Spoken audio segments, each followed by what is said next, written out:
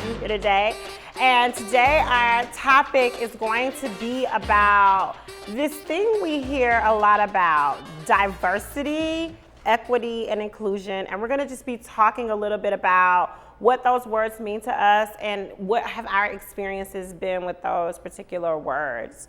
And I wanted to start off today with that because when I was recruited to Asheville, I was brought here as a part of a diversity initiative by Asheville City Schools, and I was recruited here, and so grateful to have a job with benefits and a career and to be brought in, but it was a part of a diversity initiative, and I continue to feel that every day of my work, from the time I started until the time I ended, and it was such a heavy burden to carry.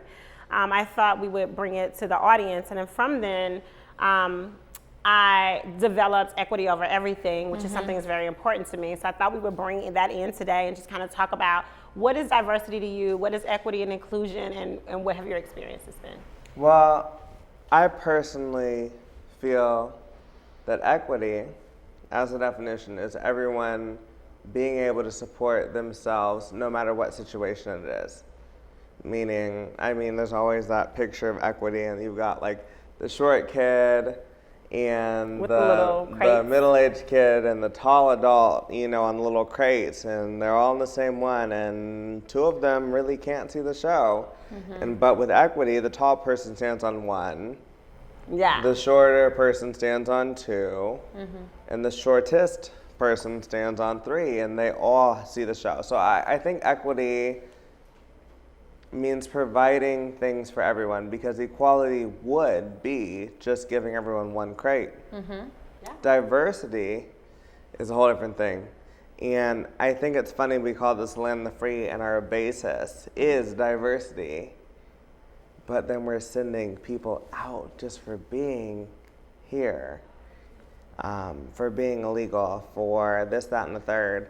And this is supposed to be a diverse place, isn't it? I want to just touch on one thing you said. A lot of people tell me what's legal and illegal, but I remember there was a time when slavery was legal. I remember there was a time when men could openly beat their wives and it was seen as legal. So I don't really care about what's legal. I care about what's morally correct. And so I wanted to touch on that. And then my definition of diversity, I actually got from Angela Davis. And Angela Davis says that with diversity, it just means I'll bring Black people to you. I'm going to keep my standards the same. I'll bring Moroccan people to you. I'll bring Latinx people to you. But I'm not changing the rules, the flow of things. And so I think diversity is just about dead. I hope it is. Because it is that idea of everybody gets one crate. I throw you in here and you have to survive. I'm not going to change the way that I behave. I'm not going to change the rules or the philosophy or the flow of things. To me, equity, especially as a teacher, I'm always reminded of it all the time, that I have this classroom and I'm teaching this topic that is not necessarily easy for everybody, that people were not accustomed to it the way they grew up and the way I was accustomed to learning languages at a very early age. So it's a part of who I was, it's a part of how I was brought up. A lot of people don't get that. I feel like it's a privilege in America especially to be taught a foreign language. So people struggle when they get to high school and they don't have basic needs that are met. How do you expect them to just be like, oh, now I'm gonna learn how to say these things, and I was never taught anything remotely close. So I'm always very mindful. To me, that's what equity is yes, they're gonna get the same treatment, they're gonna be held to the same standards, but at the same time, I strive and work so hard on myself and my own way of teaching to make sure to include everybody. The same curriculum is not going to speak to this kid and that kid and that kid. They can't relate to it. Not all the kids are traveling. Not all the kids are surrounded by all this geography and history and European history and are able to take classes like the other kids. I teach 30 kids each time. So I have a melting pot of all the kids. So I make sure that I learn about my kids, first of all. What do they like? What are they interested in? And then I just kind of tailor this around.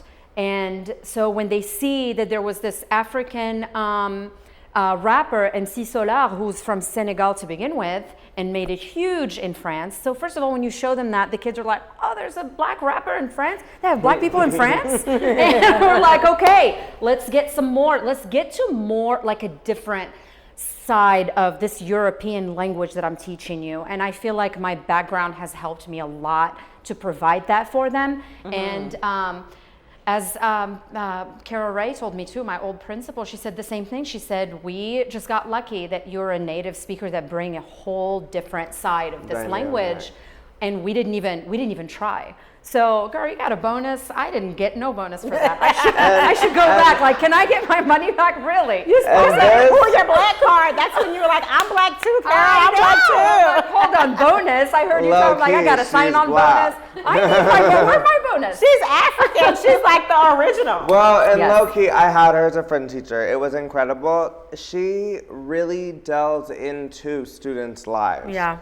What's going on? Because there's so much more to education than just educating. You don't know what's going on at home. Yeah. You really don't have much control over it, but you can talk to them about it. Yes. You can figure out what's really going on. Are they misbehaving because they're not getting enough attention at home? Are they misbehaving because they're being mistreated at home?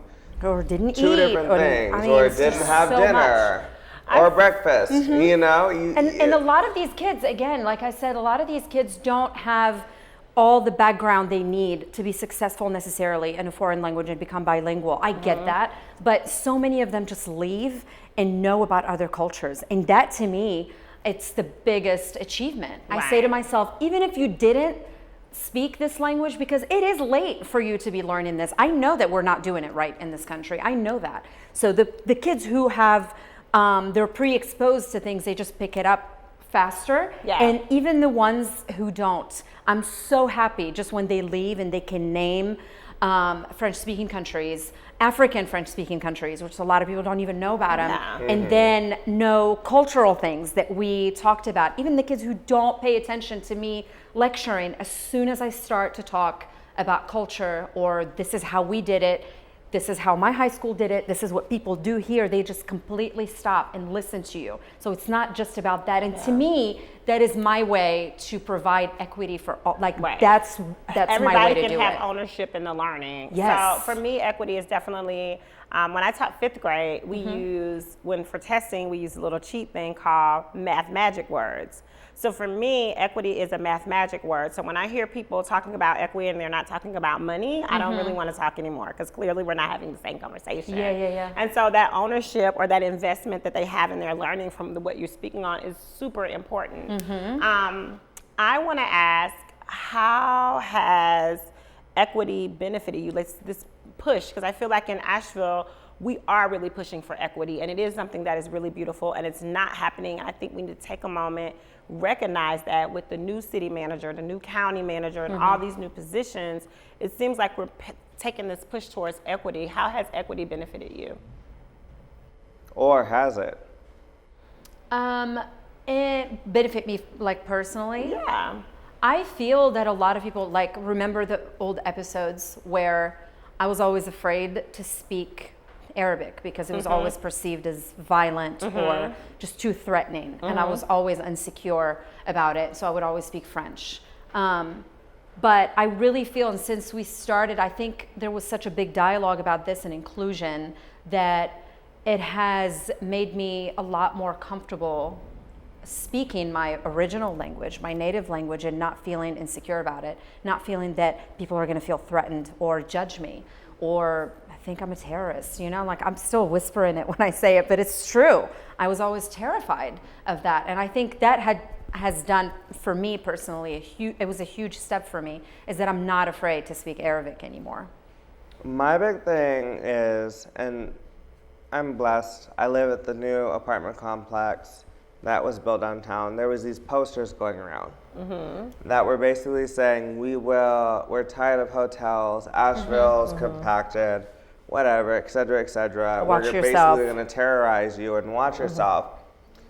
And my big thing, and I know a lot of local businesses may not be able to do this, but my question is, when business is booming and we have tourists, why are you not asking your employer to pay you more? That's my big thing. living expenses always go up no matter what city you live in. They're shooting up high now. We're not kicking anybody out of town. The thing is, why are you not asking your job to pay you more? That's really my big point. Yeah, I think you mentioned that in the last show. For me, though, equity means I don't need to work for you. I can have my own. And later today, we're going to have my mentor on the show, and he's going to talk a little bit about equity in that way. And I feel like one of the things for me is that I walk downtown and I don't see a lot of African American owned businesses. I see a lot of businesses in African American owned spots, or that used to be owned spots before urban renewal. We need equity. Like, we can't clean up our streets. We can't teach our children how to read. We can't do the things that we need to do if we don't have the funding and the positioning and the space for it. So for me, one of the things that I see is that we take buzzwords like equity, that's becoming a buzzword, and we really don't put a definition to it. So our call to action today is like, let's put a definition on what it means to be equitable so that we are all on the same page. Because I tell people all the time, giving up your seat for me to sit down isn't equitable. That's you using your privilege for good, and that's cool, but you still have your privilege. And I hate to see the word equity and inclusion mixed together, because for me, if it's equitable, if it's mine, then I don't need permission to be in it. So that is one of the things that I keep seeing, and I wonder how to wrestle with that and be disrupt in a compassionate way, like we were taught. Right. But I still want to make it clear, like, I want equity, I want it now, and I'm not going to settle for just getting paid more money from my employer. Like, why don't we have enough women-owned businesses that are successful of all races? Why don't we have enough Black-owned businesses? Why don't the Black-owned businesses have enough income to hire more Black workers? Because that is a part of equity, We is don't ownership. raise up Black people. We don't give equal opportunity.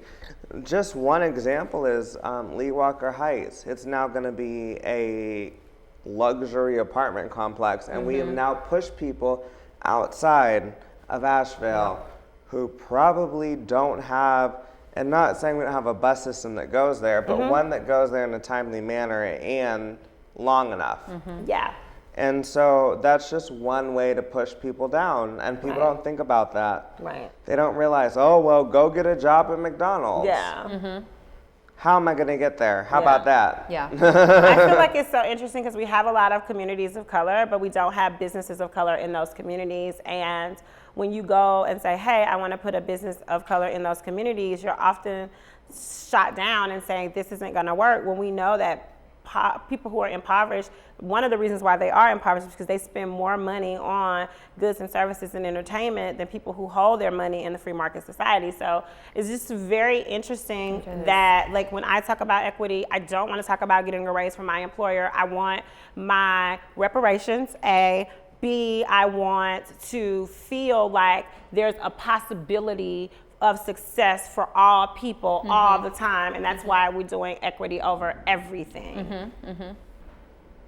Like college expenses. Exactly. Like, we spent how much money on like friggin' drones flying over DC instead of paying off student debt? Like, Exactly. I mean, Or I our ain't public talking about schools. I anybody. mean, there's a lot of ways to achieve it. And in schools, I think my school district is trying really hard to achieve that, but at the same time, I don't know if they know how to do it. Their way to do it, for example, when it comes to foreign language classes, is that you're not going to get, for levels 3 and 4, you're not going to have prerequisites anymore, because we want everybody to be able to take those classes. And what they're saying is, we want the Black kids to take the honors classes. Yeah. And I'll go, well, it's good, but don't forget that people have to be, you can't just say, I want this percentage of kids to take this. They have to be prepared. And You have to remember the households too that they grew up Absolutely. in. My dad helped me through every math problem that I struggled with in yeah, a lot of people don't have elementary that. school, high school, et cetera, et cetera. Yeah, you can't- and yeah. like, no, you can't expect everyone to figure things out or get tricks Yeah. from one teacher that And worked for them. equity is not everybody gets an opportunity to take foreign language. That's inclusivity. I'll use my privilege. Yeah. I'll keep my system the same. I'll throw some black kids on it. Yeah, and then that's- I'll that's call it not a okay. solution.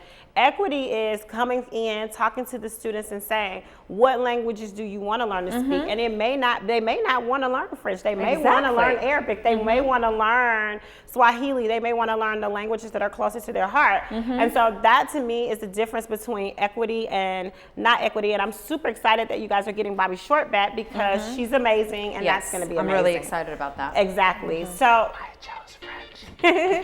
you're watching the Asheville View and we'll be right back.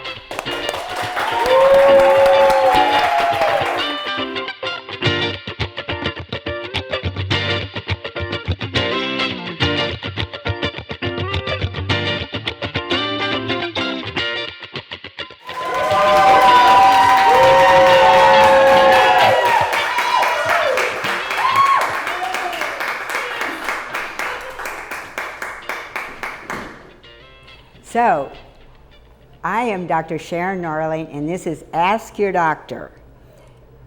With the Asheville View, we really embrace equity for everyone. And you know, we hear a lot about vaginas. We hear about vaginal itching, vaginal discharge, vaginal dryness. We hear about vaginal warts, vaginal suppositories, vaginal probiotics. It's a wide range of vaginal intercourse, vaginal deliveries. We hear about the vagina, but we don't hear much about the penis. Do you know how big a penis is? Yes, I know you're saying, of course I do. Yeah. Well, the research shows that an erect penis is 5.1 inches long and 5 inches in circumference. And you think, well, the guys out there are saying, well, I don't, mine's way above average. Well, research has been done not only measuring the penis from a health perspective and a health practitioner, but when it's self-reported, the measurements seem to be larger than when they're measured by a health professional. There's a lot of myths too about the size of penises. For example, race. Now, the research done in Nigeria, published in the Journal of the British Journal for Urology, documents that in the thousands of penises that they've measured, that black penises are the same length as white penises, as the same length as Korean penises. Now, most men are kind of concerned about the size of their penis, and they get kind of anxious if they think it's not big enough. There's actually a term for that, and it's called panic penis. Now, if your penis is less than 3 inches long, that's called a micro penis, but only about 1% of men have that. But there's a lot of other myths too. Shoe size. So for all you men that have been seeing women look at your shoe size, it has no relevance. The same thing with hand size. Just saying. So when we look at the health of the penis, it's really important. But women, 71% of them, they're not concerned about the size of the penis. Now, even if the penis is laid out flaccid and it's measured, it's still 5.1 inches long. Now, the penises can increase a little bit depending on the arousal, depending on the time of day, the sexual activity of a person, a wide range of things, and their health. But what's really interesting is that there's a condition that men really need to know about, and it's called priapism. Now that is when an erection lasts more than 4 hours, and it's a medical emergency, and you do need to go to the emergency room. The reality is there are men that stay home. They call their buddies and say, hey, guess what? Yep, 4 hours, going on 4.5, you know. But no, it's important to go to the emergency room because you could get damage to your penis. If you're really interested and finding out more about penises, you can go to Iceland. I'm not saying they're bigger in Iceland. I'm not saying there's more of them in Iceland. But there's an Icelandic penis museum with hundreds of penises. And the collector was asked in a recent interview, why do you collect penises? He says, well, it's like any other collector. You always want more, you always want better, and you always want new. Now I'm going to give you some tips for keeping your erections healthy, keeping your penis healthy. First of all, eating well. And when you think about it, the only way we get well, stay healthy, is the air we breathe, the water we drink, and the food we eat. And that includes your brain. And a lot of women think that's where the men's brains are located anyway, but it's also for your penis. So eating well, very important. And then staying healthy. And I know we hear this all the time. But for example, if you have diabetes, you should be careful about your blood sugar, because otherwise you can get nerve damage. And nerve damage on a penis interferes with its function. Same thing with heart disease. If you have high blood pressure, high cholesterol, that can affect the blood vessels and affect your penis. It's really important to get your testosterone checked, because normal testosterone levels, or optimal testosterone levels in men, are 800 to 1,000. Now, if your doctor tells you, oh, your testosterone level is fine, it's 300, it's not fine. And again, it's related to the brain, because if your testosterone is in the 300 milligram range, you actually increase your risk of developing Alzheimer's threefold. So again, it goes back to the brain. So be careful about alcohol, and make sure you take really good care of your penis. It's really so important. It's important for the men. It's important for their partners. Because the penis is actually a barometer of your health. And if it's having some erectile dysfunction, and it's just kind of a floppy, it's not really working too well, well, sometimes women are blamed for that. And what I'm saying is, take responsibility for your penis, have healthy erections, and really enjoy your life. And this is Dr. Sharon Norling on Ask Your Doctor.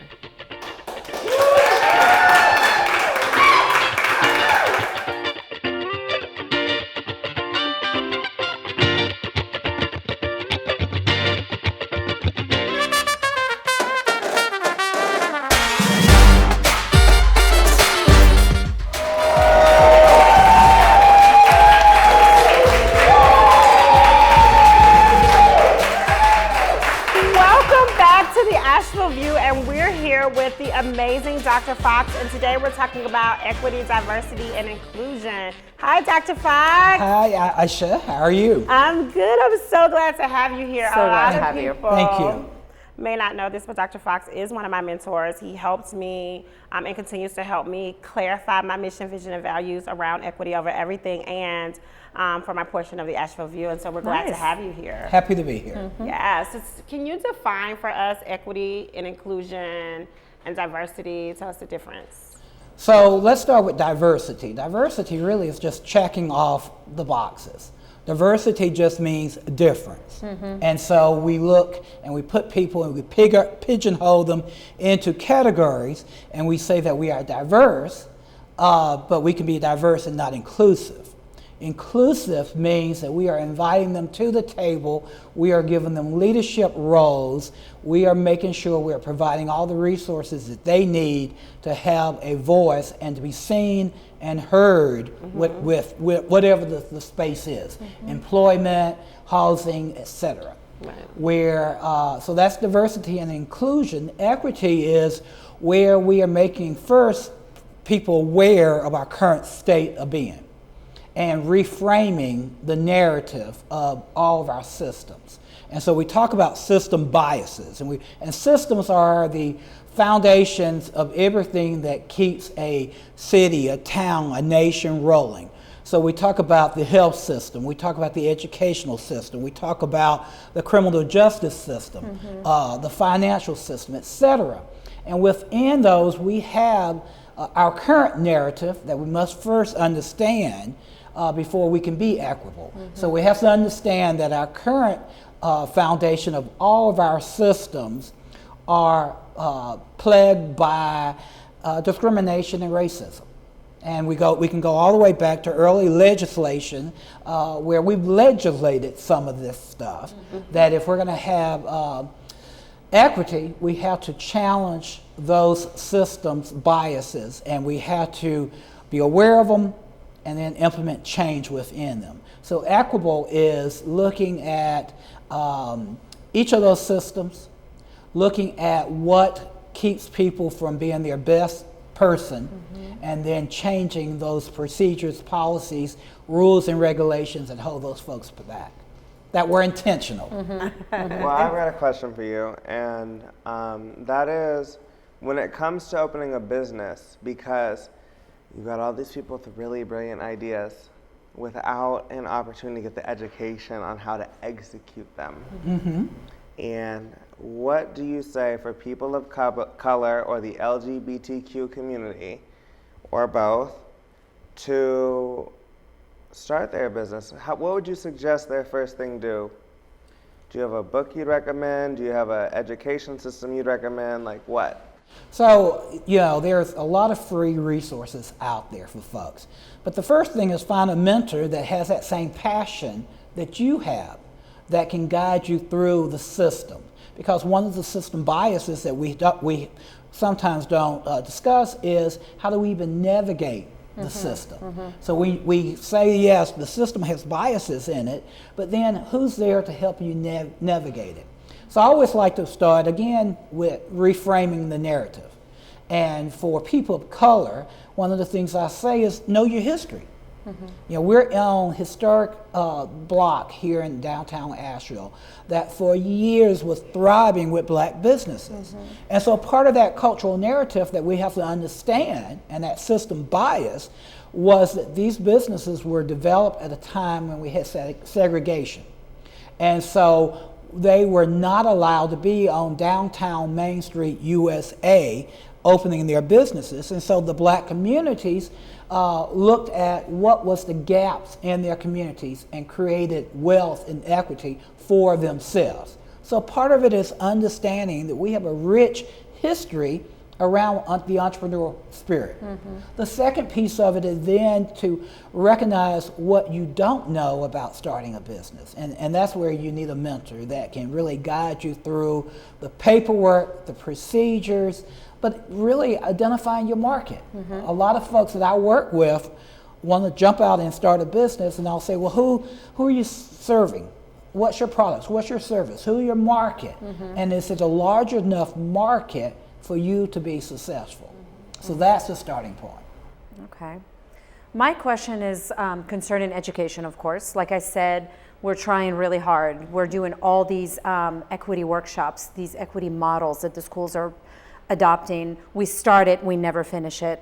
It's always a trial run, and then we try it, and then it just kind of falls through the cracks. But my thing is, how can we do this at a very early stage in education? Let's not wait until high school to start doing all this equity work. How do we do it and do it effectively at a very, very early stage in our public schools? So we really have to start from, as you're saying, the foundation. We have to start from the very beginning, but we have to first ask ourselves, why are these initiatives not being successful? Why are we starting and stopping? And so within whatever we're trying to do, we have to make sure we are including folks that have a voice in what the change is going to look like, what the lessons are going to look like. And so until we start hiring folks that are representative of all communities, we are getting, again, system bias of this is how you have to do it. Right. And I like to equate that with what we call the white savior complex, where I do a lot of work with nonprofits, and so a lot of times with nonprofits, you have somebody that comes in, a grantor, that usually are from the dominant culture, that's going to come in and save the community and tell the community, this is how you do it. That usually fails because you're not having input from the folks that need it the most, that you're trying to help solve the problem. So if we're looking at education, we have to have parents involved, we have to have community involved, we have to have students involved before we can even start setting up the equitable training. Right. Yeah, so Dr. Fox, you've done a lot of work from in our community college system at the graduate level in community, and you've watched sort of equity start to unfold in our city. And again, we're very proud of Asheville for making this push towards equity, because I do think we are leaders in equity, but there's still some challenges there. And I'd like for you to talk for a minute about the time or the patterns that you see where equity continues to go wrong, and give us some solutions on how to fix some of those things that you see. They tend to go wrong in every area where we have gatekeepers. And the gatekeepers, well, that's all over, right? That's all over. And so your short answer is it's all areas. That you can't just look in isolation at the system.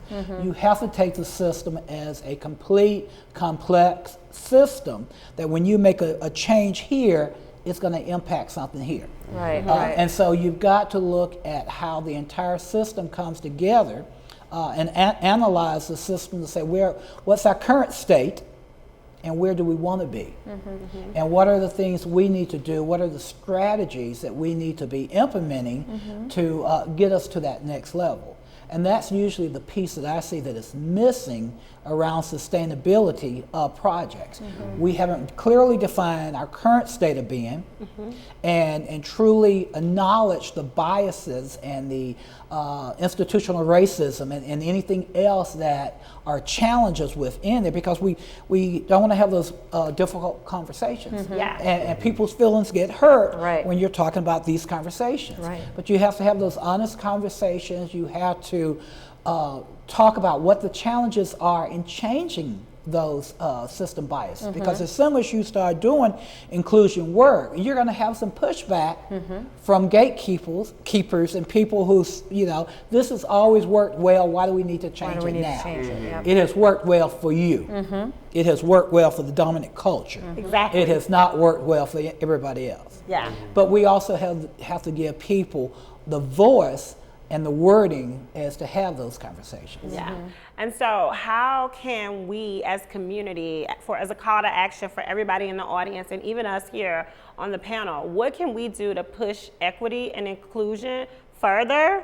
I'm not a big proponent of inclusion, but you're working on me. But how do we push equity forward? Well, so inclusion also can be wealth creation and wealth building and personal ownership. It just means that you're being included in understanding the process, the paperwork, the fees, everything that you need to do. But see, I'm like, if I have equity, I help put the paperwork together. I help put the policy together. I help put everything together. So I don't really need you to invite me, because I'm already there. If I have equity, there's no need to invite me. I'm there. I'm inviting you. I own it. And I just don't, I feel like people use inclusion as a clutch word so that they can feel mentally safe in their privilege. Like if I'm going to include such and such, and so that means I have the authority here. Like and I throw some scholarships, get some diversity in here. Now we're not racist. Now we're not racist anymore, when actually we should be determining how we include. We should be a part of the process. And I know that you're saying like, oh, we'll include you in the process. But no, I don't want to be included in the process, baby. I want to make the process. I want equity. Well, but you got to understand the process before you can own it. Right. But I think that's also an assumption, right? Like it's an assumption that I'm not going to be educated enough to know the process, or it's an assumption that I'm not going to be ready because I'm a person of color. You're gonna include me, but I know in every room, after learning from you, Dr. Fox, there's not a room I can put you in where you need to be included. Right, but if you are, so if we go back and just strip down the most basic definition of inclusion, it's information and resources. Okay. And so the equitable piece of that resource and information is having access to it. Right. So you may have the ability, I tell people, yes, I have a doctorate degree, but I still am discriminated against. Right. And so you have to have the ability to understand and connect with the information. Yeah. So you can own it, but you can't own anything if you don't even know the opportunity is there. Right. Yeah, and so I think that's just good marketing, and I feel like too with the inclusion piece of it for me, that I still struggle with, and I struggle with a lot of words. So Dr. Fox and I go around and around about the word empowerment, which is another word I have a struggle with, but inclusion is one I really struggle with. I don't know, but it's like that's an assumption that main white stream, white supremacy values and processes are the right processes. And I'm saying, how do you not know that I have a process that I created myself that's better, or that I pulled from Dr. Fox that's better, or I pulled from another resource that's better? So I still struggle with inclusion, and we're going to keep working on it. We are. It speaks the same to me as much as tolerance. Exactly. You're just going to tolerate me? Yeah. You're just going to let me Oh, in and like- teach me your See, process. you guys grew up here. We're born here, so that those I- things offend you. I'm from Tampa, I get honey. excited when I hear tolerance and inclusion. I'm like, oh my God, I'm included in this. I'm tolerated. I mean, I get excited. I really do. The way But I that's feel, how we were. the That's way how. I feel is That's like, how we I'll were brought up. tolerate you. Yeah, that's true. Yeah. So an example may be helpful. So when I was a department chair of business administration, and one of the first things I noticed on the dominant white campus was that our students of color really didn't have a sense of community within the college life. And the other piece I saw quickly was I would be at my desk at my office, and students of color would walk by and stop and back up and look in the room like, why are you in there? Okay? So I quickly realized, even though that they were there in terms of equitable ability to apply for the college, etc., the other thing that I quickly found was they weren't getting the resources that they needed. So, there were days when I literally would get up from my desk and walk a student over to the student service building to make sure a flag was removed from their account or something else. But until you become part of that process, you can't influence that process. I want to eliminate the process, but that's how. But that's me. I just want to eliminate the process and build new processes, because who's to say that I like your process? And you developed, was it the minority? We started with the Minority Student Leadership Academy, which came from that same thought process that students of color, and particularly male minority students of color, and I like to say non-majority. I don't like the word.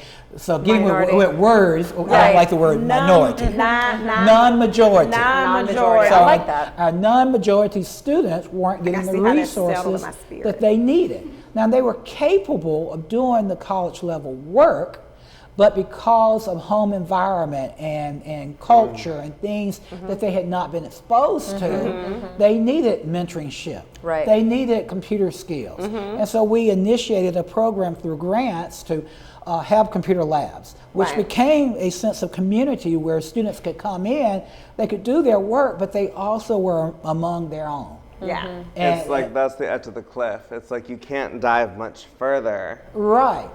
than giving them a support system, but at the same time it's really hard to figure out what's going on in their lives.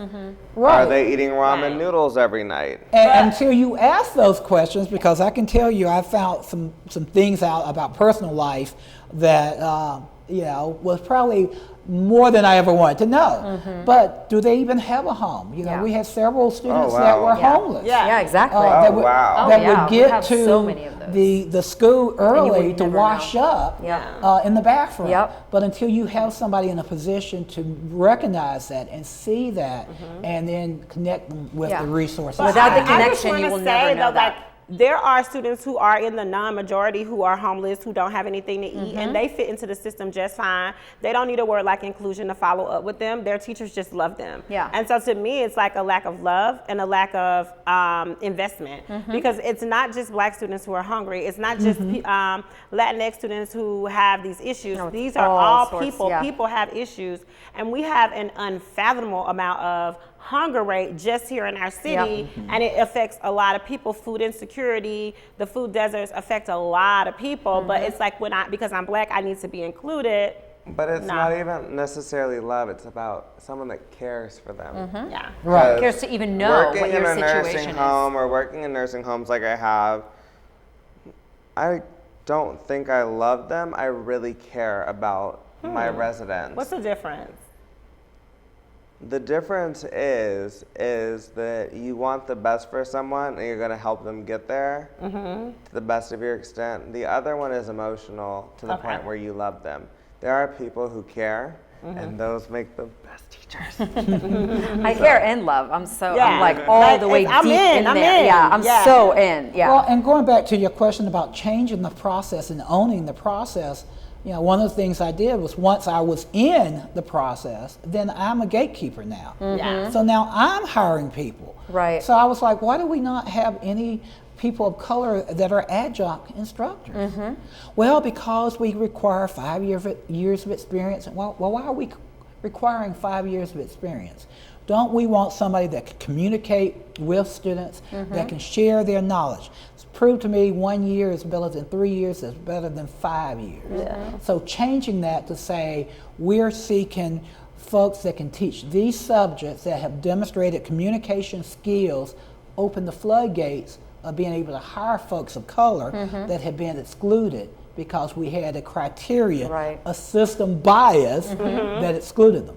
But you can't change that system bias until you are aware of it and you're a part of it, where you then become a decision maker. So Right. you gotta infiltrate the system and be the And agent. become a- That's yeah. right. So y'all know I always say there's at least one agent in the room. That's right. So you gotta become an agent in the system. You have something to say before we go? Our producers Before are we cutting go, us I just off. want to take that back. I think the key is you find one thing you love about someone. Yeah, and that think makes you that's the care key. about them. Yes, there you go. Yeah. Yeah, I agree with that. So you are watching the Asheville View, and we'll be right back.